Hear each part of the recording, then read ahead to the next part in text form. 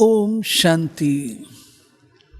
आज 3 जून 2025 बाप दादा के साकार रूप के चले हुए मधुर महावाक्य हैं।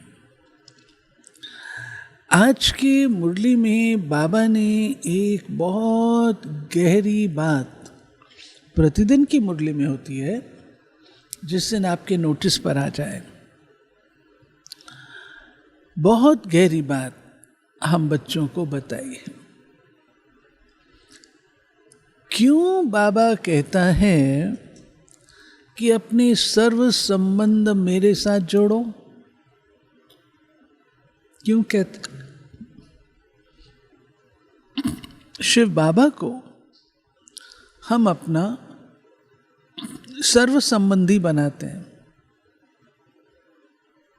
माँ भी है, पिता भी है, शिक्षक भी है, सदगुरु भी है, सखा भी, स्वामी भी है, दोस्त भी है, सब कुछ है। क्यों बनाते हैं?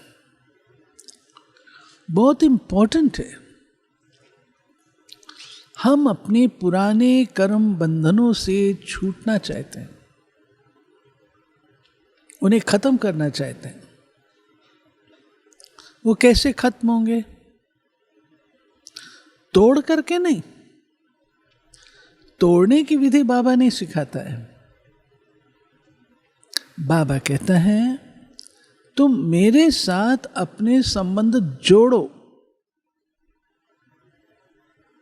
जब हम बाबा के साथ जोड़ते हैं, शिव बाबा के साथ, हमारे अंदर रूहानियत आती है, वो शक्ति आती है।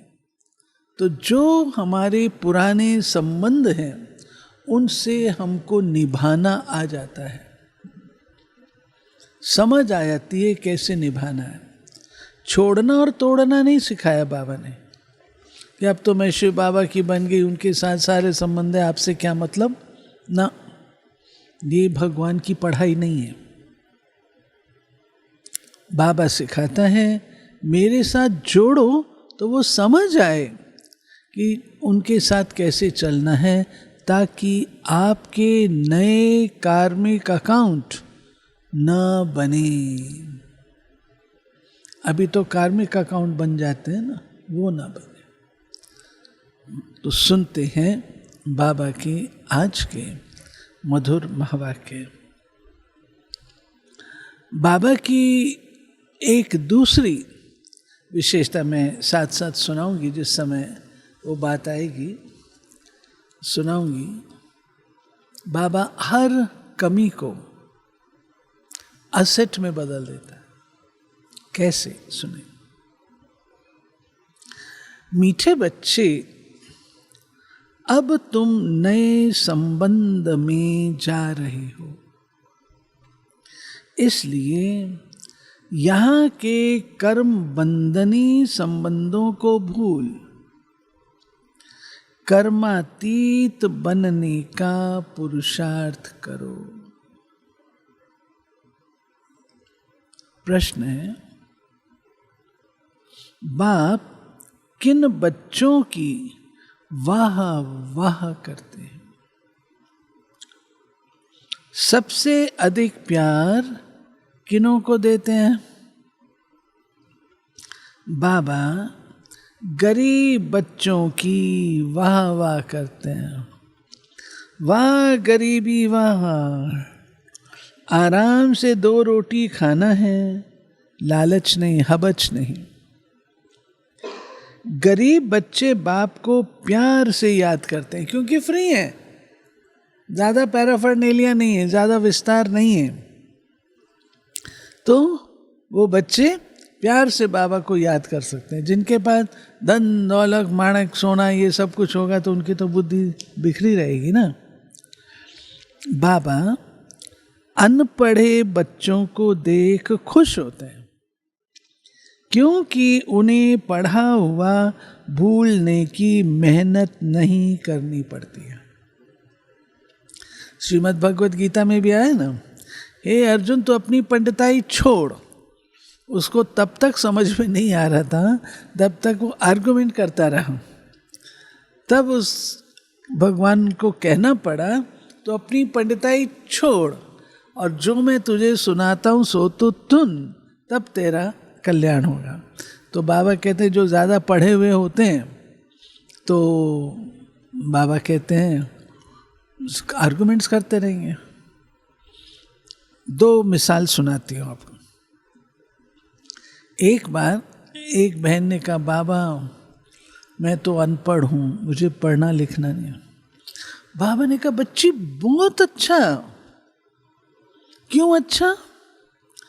तुम्हारी बुद्धि रूपी स्लेट में बाबा नाम बहुत अच्छा दिखाई देगा, तुम्हारी बुद्धि बाबा में सदा लगी रहेगी, मिटाना नहीं पड़ेगा। लोगों को तो मिटाना पड़ता है फिर लिखना पड़ता है, तो कंफ्यूजन। तुम्हारी स्लेट साफ है इसलिए उसके ऊपर बाबा नाम बहुत अच्छा लिखा जाएगा। बहन खुश हो गई, हमें क्या चाहिए, बाबा ही तो चाहिए। दूसरी एक बहन थी, बाबा रमणीक भी तो था, रंग उसका थोड़ा पक्का था, काला सा था। बाबा मैं बहुत काली हूं। बाबा ने कहा बहुत अच्छा। क्यों? कोई तुम्हारे ऊपर फिदा नहीं होगा। तो अच्छी होगी ना, सब बात बाबा जो है पॉजिटिव करके सुना देता है। सुनो, ओम शांति। अब बाप को बच्चों के प्रति रोज रोज बोलने की दरकार नहीं रहती कि अपने को आत्मा समझो। आत्म अभिमानी भव अथवा देही अभिमानी भव, अक्षर है तो वही ना। बाप कहते हैं अपने को आत्मा समझो। आत्मा में ही 84 जन्मों का पाठ भरा हुआ है। एक शरीर लिया, पाठ बजाया, फिर शरीर खलास हो जाता है। आत्मा तो अविनाशी है। तुम बच्चों को यह ज्ञान अभी ही मिलता है और कोई को इन बातों का पता नहीं। अब बाप कहते हैं कोशिश कर जितना हो सके बाप को याद करो। धंधे धोरी में लग जाने से तो इतनी याद नहीं ठहरती। गृहस्थ व्यवहार में रहकर कमल फूल समान पवित्र बनना है। फिर जितना हो सके मुझे याद करो। बाबा कहते देखो सारा दिन आप अपने कारोबार में व्यस्त रहते हैं तो याद नहीं रहती है, लेकिन जब बैठते हो याद में उस समय तो बुद्धि को एकाग्र करो। जितना हो सके मुझे याद करो। ऐसे नहीं कि हमको निष्ठा में बैठना है। निष्ठा अक्षर भी रॉन्ग है। शुरू में हम लोग निष्ठा कहते थे, योग में बैठते थे ना, तो निष्ठा में बैठना है, निष्ठा चल रही है। तो बाबा कहते वो नहीं कहो, वास्तव में है ही याद। कहाँ भी बैठे हो बाप को याद करो। माया के तूफान तो बहुत आएंगे, कोई को क्या याद आएगा, कोई को क्या। तूफान आएंगे जरूर, फिर उस समय उनको मिटाना पड़ता है कि ना आए। यहाँ बैठे बैठे भी माया बहुत तंग करती रहेगी। यही तो युद्ध है। जितने हल्के होंगे उतने बंधन कम होंगे।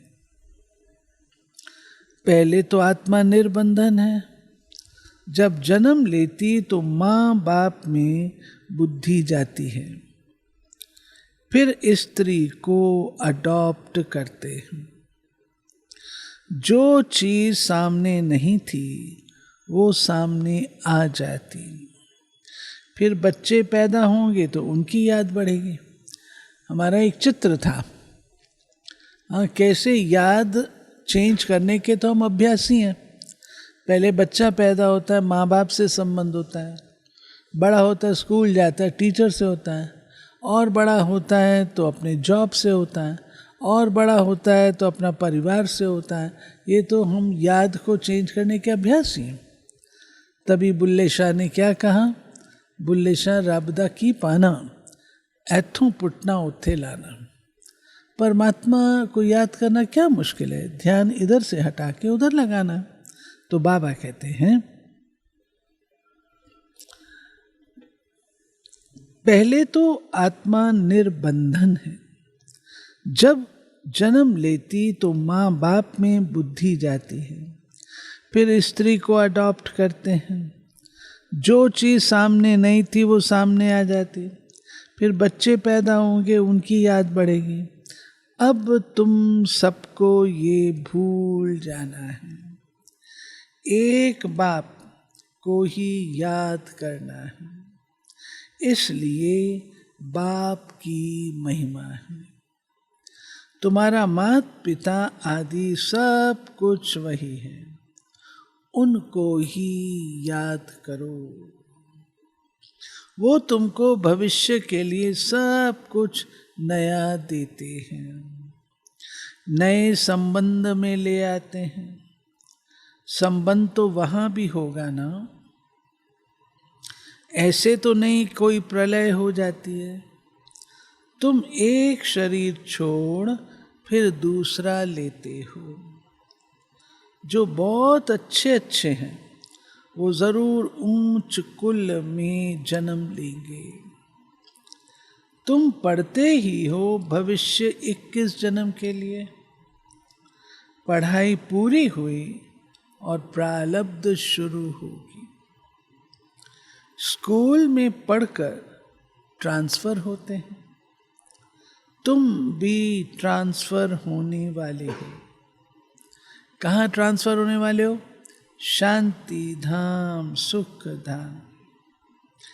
इस छी दुनिया से छूट जाएंगे। इसका नाम ही है नरक। सत्य को कहा जाता है स्वर्ग। यहाँ मनुष्य कितने घोर अंधियारे में है। ये पुरानी दुनिया तो विनाश हो जानी है।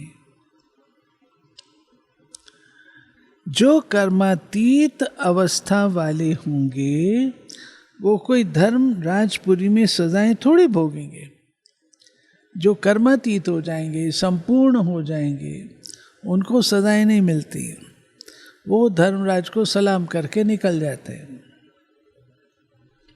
स्वर्ग में तो सजा होगी नहीं, वहाँ गर्भ भी महल रहता है। कोई दुख की बात नहीं। यहाँ तो गर्भ जेल है, जो सजाएं खाते रहते हैं। तुम कितना बार स्वर्गवासी बनते हो, ये याद करो तो भी सारा चक्र याद रहे। एक ही बात लाखों रुपए की है। ये भूल जाने से, देह अभिमान में आने से माया नुकसान करती है। यही मेहनत है। मेहनत बिगर ऊंच पद नहीं पा सकते। बाबा को कहते हैं, बाबा हम अनपढ़े हैं, कुछ नहीं जानते। बाबा तो खुश होते हैं क्योंकि यहाँ तो पढ़ा हुआ सब भूलना है। ये तो थोड़े टाइम लिए शरीर निर्वाह आदि के लिए पढ़ना है। जो लौकिक पढ़ाई है वो शरीर निर्वाह के लिए। जानते हो ना, ये सब खलास होने का है। जितना हो सके बाप को याद करना है और रोटी टुकड़ा खुशी से खाना है। वाह गरीबी इस समय की, आराम से रोटी टुकड़ खाना है, हबच नहीं। आजकल अनाज मिलता कहाँ है, चीनी आदि भी धीरे धीरे करके मिलेगी नहीं। ऐसे नहीं कि तुम ईश्वरी सर्विस करते हो तो तुमको गवर्नमेंट दे देगी, वो तो कुछ भी जानते नहीं। हाँ, बच्चों को कहा जाता है गवर्नमेंट को समझाओ, हम सब मिलकर माँ बाप के पास जाते हैं। उन्हों को बच्चों के लिए टोली भेजनी होती है, यहाँ तो साफ कह देते है ही नहीं, लाचारी थोड़ी देती है। उन दिनों की बात बाबा कर रहे हैं जिन दिनों चीनी कंट्रोल में थी, मिलती नहीं थी। तो हमारी तो इतनी बड़ी संस्था है, एक व्यक्ति को 1 महीने की 1 किलो मिलती थी। 1 किलो भी कि आधा किलो, याद नहीं भाई, हम भी बच्चे थे उस समय। तो टोली कहाँ से आएगी, टोली तो चीनी पड़ती है। तो बाबा कहते उस समय फिर हम लोग सरकार को कहते थे।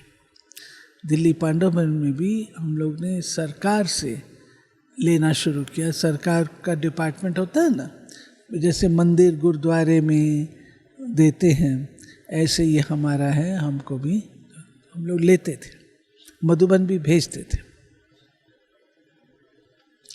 बाबा कहते हैं जैसे फकीर लोगों को कोई साहूकार होगा तो मुट्ठी भर कर दे देगा, गरीब होगा तो थोड़ा बहुत दे देगा, चीनी आदि आ सकती है, परंतु बच्चों का योग कम हो जाता है। याद न रहने कारण, दे अभिमान में आने के कारण कोई काम हो नहीं सकता। ये काम पढ़ाई से इतना नहीं होगा जितना योग से होगा। बाबा कहते हैं कि सेवा में योग बहुत इम्पोर्टेंट है। जितना आप योग युक्त होंगे, जितना योग से आप काम कर सकते हैं,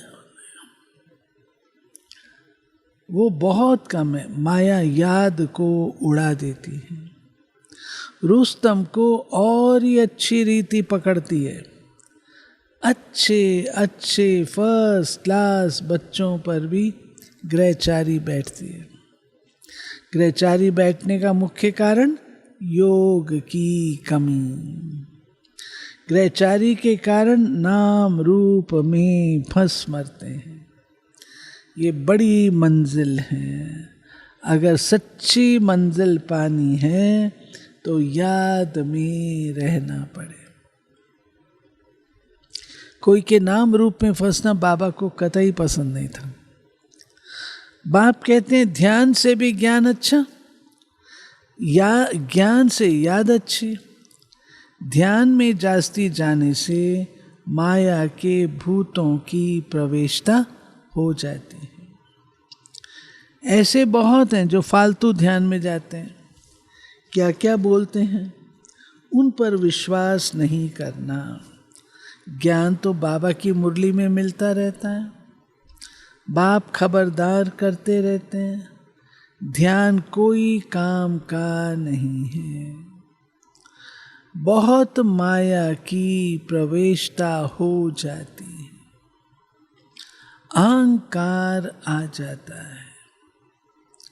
ज्ञान तो सबको मिलता रहता है। ज्ञान देने वाला शिव बाबा है। मम्मा को भी यहाँ से ज्ञान मिलता था, उनको भी कहेंगे मन मना भव। बाप को याद करो, दैवी गुण धारण करो। अपने को देखना है, हम दैवी गुण धारण करते हैं। बाबा कहते चेक करो अपन को, देखो कि हम सुन तो रहे हैं, लेकिन क्या सच में हम दैवी गुणों की धारणा कर रहे हैं? यहाँ ही दैवी गुण धारण करने हैं। कोई को देखो अभी फर्स्ट क्लास अवस्था है, खुशी से काम करते, घंटे के बाद क्रोध का भूत आया और खत्म। ऐसे होता है ना, संगठन में खूब दृश्य देखने को मिलते हैं। फिर स्मृति आती है, ये तो हमने भूल की, फिर सुधर जाते हैं। घड़ी घड़ी के घड़ियाल बाबा पास बहुत है। अभी देखो घड़ी घड़ी के घड़ियाल अर्थात थोड़ी थोड़ी देर में अपना रूप दिखाने वाले। अभी देखो बड़े मीठे, बाबा कहेंगे ऐसे बच्चों पर तो कुर्बान जाऊं। घंटे बाद फिर कोई ना कोई बात में बिगड़ पड़ते। क्रोध आया, सारी की कमाई खत्म हो गई। अभी अभी कमाई, अभी अभी घाटा हो जाता है। सारा मदार याद पर ही है। ज्ञान तो बड़ा सहज है, छोटा बच्चा भी समझा ले, परंतु मैं जो हूं, जैसा हूं, यथार्थ रीति जाने, अपने को आत्मा समझे। इस रीति छोटे बच्चे थोड़े याद कर सकेंगे। मनुष्यों को मरने समय कहा जाता है भगवान को याद करो, परंतु याद कर ना सके, क्योंकि यथार्थ कोई भी जानते नहीं, कोई भी वापस जा नहीं सकते, न विकर्म विनाश होते। परंपरा से ऋषि मुनि आदि सब कहते आए, रचयिता और रचना को हम नहीं जानते। वो तो फिर भी सतोगुणी थे। आज के तमो प्रधान बुद्धि फिर कैसे जान सकते हैं? बाप कहते ये लक्ष्मी नारायण भी नहीं जानते, राजा रानी ही नहीं जानते तो प्रजा कैसे जानेगी? कोई भी नहीं जानते। अभी सिर्फ तुम बच्चे ही जानते हो। तुम्हारे में भी कोई है जो यथार्थ रीति जानते हैं। कहते बाबा घड़ी घड़ी भूल जाते हैं। बाप कहते हैं कहाँ भी जाओ सिर्फ बाप को याद करो। बड़ी भारी कमाई है। तुम 21 जन्मों के लिए निरोगी बनते हो। ऐसे बाप को अंतर्मुख हो याद करना चाहिए, परंतु माया भुलाकर तूफान में ला देती है। इसमें अंतर्मुख हो विचार सागर मंथन करना है। विचार सागर मंथन करने की बात भी अभी की है। ये है पुरुषोत्तम बनने का संगम युग। ये भी वंडर है। तुम बच्चों ने देखा है, एक ही घर में तुम कहते हो हम संगम युगी हैं और हाफ पार्टनर व बच्चा आदि कलयुगी है। परिवार होता है ना, तो परिवार में कोई तो संगम युगी ब्राह्मण बन जाते हैं और कोई जो है वो दूसरे प्रकार के ही रहते हैं। कितना फर्क है। बड़ी महीन बात बाप समझाते हैं। घर में रहते हुए भी बुद्धि में है हम फूल बनने के लिए पुरुषार्थ कर रहे हैं। ये हैं अनुभव की बातें। प्रैक्टिकल में मेहनत करनी है। याद की ही मेहनत है। एक ही घर में एक हंस तो दूसरा बगुला। फिर कोई बड़े फर्स्ट क्लास होते हैं, कभी विकार का ख्याल भी नहीं आता, साथ में रहते पवित्र रहते हैं, हिम्मत दिखाते हैं उन्हें कितना ऊंच पद मिलेगा। ऐसे भी बच्चे हैं, कई तो देखो विकार के लिए कितना मारते झगड़ा करते हैं। अवस्था वो होनी चाहिए जो संकल्प में भी कभी अपवित्र बनने का ख्याल ना आवे। बाप हर प्रकार से राय देते रहते हैं। तुम जानते हो, श्री श्री की मत से हम श्री लक्ष्मी श्री नारायण बनते हैं। श्री माना ही श्रेष्ठ, सत्युग में है नंबर 1 श्रेष्ठ। त्रेता में 2 डिग्री कम हो जाती है। ये ज्ञान तुम बच्चों को अभी मिलता है। वहां पे श्री श्री, फिर केवल श्री। इस ईश्वरीय सभा का कायदा है। सुनो कायदा, क्या कायदा है? मुरली क्लास में कौन आ सकते हैं?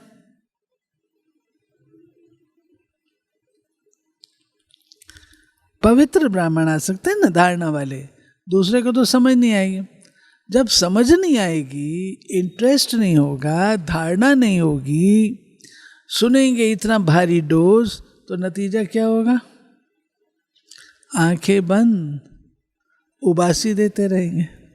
तो बाबा कहता है जो उबासी देने वाले हैं उनको मेरी सभा में नहीं बिठाओ। बाबा को पसंद नहीं था।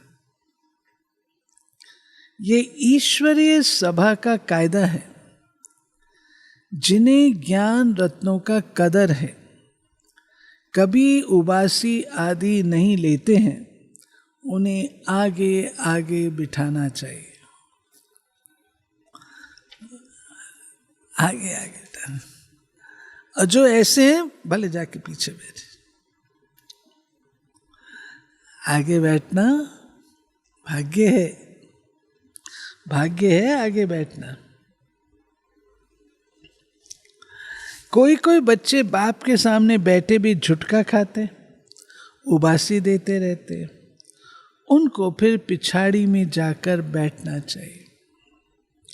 ये ईश्वरीय सभा है बच्चों की, परंतु कई ब्रह्मणियां ऐसे ऐसे को भी ले आती हैं।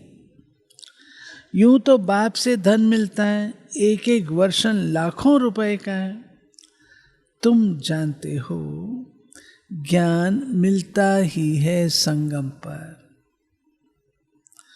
तुम कहते हो बाबा हम फिर से आए हैं बेहद का वर्षा लेने। मीठे मीठे बच्चों को बाबा बार बार समझाते हैं, ये छी छी दुनिया है, तुम्हारा है बेहद का वैरा। बाप कहते हैं इस दुनिया में तुम जो कुछ देखते हो वो कल होगा नहीं। मंदिरों आदि का नाम निशान ही नहीं रहेगा।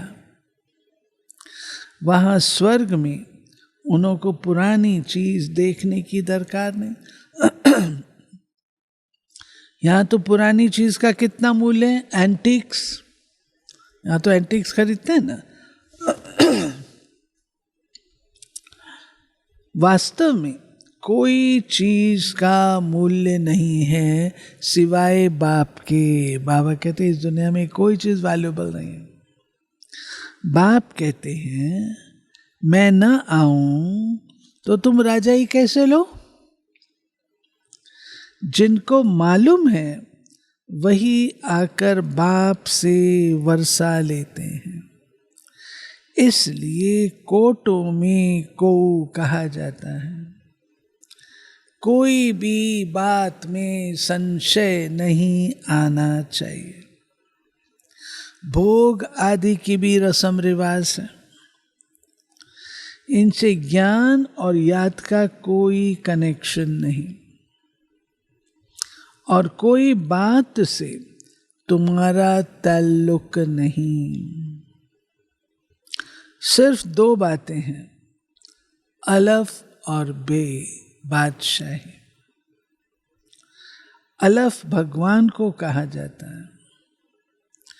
उंगली से भी ऐसे इशारा करते हैं। आत्मा इशारा करती है ना। बाप कहते हैं भक्ति मार्ग में तुम मुझे याद करते हो, तुम सब मेरे आशिक हो। कौन हो भाई? बाबा के सब आशिक बैठे हैं। ये भी जानते हो बाबा कल्प कल्प आकर सब मनुष्य मात्र को दुख से छुड़ाए शांति और सुख देते हैं। तब बाबा ने कहा था सिर्फ ये बोर्ड लिख दो कि विश्व में शांति बेहद का बाप कैसे स्थापन कर रहे हैं। सो आकर समझो, 1 सेकंड में विश्व का मालिक 21 जन्म लिए बनना है। तो आकर समझो, घर में बोर्ड लगा दो, 3 पैर पृथ्वी पर तुम बड़े से बड़ी हॉस्पिटल यूनिवर्सिटी खोल सकते हो। हम बाबा हॉस्पिटल यूनिवर्सिटी कोई बड़े एरिया की बात नहीं कर रहे हैं। बाबा ने कहा बड़े से बड़ी यूनिवर्सिटी खोल सकते हो, यानी बाबा का स्थान तुम बना सकते हो। हमारी यूनिवर्सिटी तो विश्व की है ना, सब देशों में हमारी ब्रांचेस हैं। याद से 21 जन्म लिए निरोगी पढ़ाई से स्वर्ग की बादशाही मिल जाती है। प्रजा भी कहेगी हम स्वर्ग के मालिक हैं। आज मनुष्यों को लज्जा आती क्योंकि नरकवासी हैं। खुद कहते हैं हमारा बाप स्वर्गवासी हुआ तो नरकवासी हो ना। और कहते हो भी हमारे पिताजी ने शरीर छोड़ दिया, स्वर्गवासी हो गए, तो ज़रूर नरक है ना। जब मरेंगे तो स्वर्ग में जाएंगे। कितनी सहज बात है। अच्छा काम करने वाले के लिए खास कहते हैं, ये बहुत महादानी था, स्वर्ग गया, पर जाता कोई भी नहीं है। अतः स्वर्ग कोई ऊपर नहीं है, स्वर्ग यहीं पर है। नाटक जब पूरा होता है तो सभी स्टेज पर आकर खड़े होते हैं। एंड होता है तो सब एक्टर्स आते हैं ना। ये लड़ाई भी तब लगेगी जब सभी एक्टर्स यहाँ आ जाएंगे, फिर लौटेंगे। शिव की बारात कहते हैं ना, शिव बाबा के साथ सभी आत्माएं जाएंगी। मूल बात, अभी 84 जन्म पूरे हुए, अब इस जुत्ती को छोड़ना है। जैसे सर्प पुरानी खाल छोड़ नई लेते हैं, तुम नई खाल सतयुग में लेंगे। श्री कृष्ण कितना खूबसूरत है, कितनी उसमें कशिश है। फर्स्ट क्लास शरीर है, ऐसे हम लेंगे। कहते हैं ना हम तो नारायण बनेंगे, ये तो सड़ी हुई छीछी खल है, ये हम छोड़ कर जाएंगे नई दुनिया में। ये याद करते खुशी क्यों नहीं होती? जब कहते हो अब नर से नारायण बनते हैं। इस सत्य नारायण की कथा को अच्छी रीति समझो। जो कहते हो वो करके दिखाओ। कहनी करनी एक चाहिए। बाबा कहते हैं जो कहते हो वो करके भी दिखाओ। कहना और करना समान चाहिए। धंधा आदि भले करो, बाप कहते हैं हाथों से काम करो। दिल बाप की याद में रहे। जितनी जितनी धारणा करेंगे उतना तुम्हारे पास नॉलेज की वैल्यू होती जाएगी। नॉलेज की धारणा से तुम कितना धनवान बनते हो। ये है रूहानी नॉलेज। तुम आत्मा हो। आत्मा ही शरीर से बोलती है। आत्मा ही ज्ञान देती है। आत्मा ही धारण करती है। अच्छा मीठे मीठे सिक्की लधे बच्चों प्रति मात पिता बाप दादा का याद प्यार और गुड मॉर्निंग। रूहानी बाप की रूहानी बच्चों को नमस्ते। हम रूहानी बच्चों की रूहानी बाप को नमस्ते। बाबा ने ये जो कहा ना, तुम्हारी ज्ञान की वैल्यू होती जाएगी। तो ज्ञान की वैल्यू कैसे होगी? जब धारणा करेंगे। जब धारणा करेंगे तब लोग कहेंगे अरे इन्होंने ये धारण किया, ये ज्ञान कहाँ से लिया? धारणा के लिए इस पुरानी दुनिया की पुरानी चीज़ों को देखते हुए भी नहीं देखना है। नर से नारायण बनने के लिए कहनी करनी एक समान बनानी है। दूसरा, अविनाशी ज्ञान रत्नों का कदर रखना है। ये बहुत बड़ी कमाई है। इसमें उबासी या झुटका नहीं आना चाहिए। नाम रूप की ग्रहचारी से बचने के लिए याद में रहने का पुरुषार्थ करना है। वरदान, बाप की छत्र छाया के नीचे नाजुक परिस्थितियों में भी कमल पुष्प समान न्यारे और प्यारे भाव। बाप की छत्र छाया के संगम युग पर जब बाप सेवाधारी बन करके आते हैं तो छत्र छाया के रूप में बच्चों की सदा सेवा करते हैं। याद करते ही सेकंड में साथ का अनुभव होता है। ये याद की छत्र छाया कैसी भी नाजुक परिस्थितियों में कमल पुष्प के समान न्यारा और प्यारा बना देती है। मेहनत नहीं लगती। बाप को सामने लाने से, स्वस्थिति में स्थित होने से कैसी भी परिस्थिति परिवर्तन हो जाती है। स्लोगन, बातों का पर्दा बीच में आने ना दो तो बाप के साथ का अनुभव होता रहेगा। बातों का पर्दा बीच में नहीं लाओ तो बाप के साथ का अनुभव होता रहेगा। अव्यक्त इशारे आजकल कौन से चल रहे हैं? आत्मिक स्थिति में स्थित रहो, अंतर्मुखी बनो। किसी भी विघ्न से मुक्त होने की युक्ति है सेकंड में स्वयं का स्वरूप अर्थात आत्मिक ज्योति स्वरूप स्मृति में आ जाए और कर्म में निमित्त भाव का स्वरूप इस डबल लाइट स्वरूप में स्थित हो जाओ। आत्मिक स्वरूप और दूसरा निमित्त भाव। तो सेकंड में हाई जंप दे देंगे।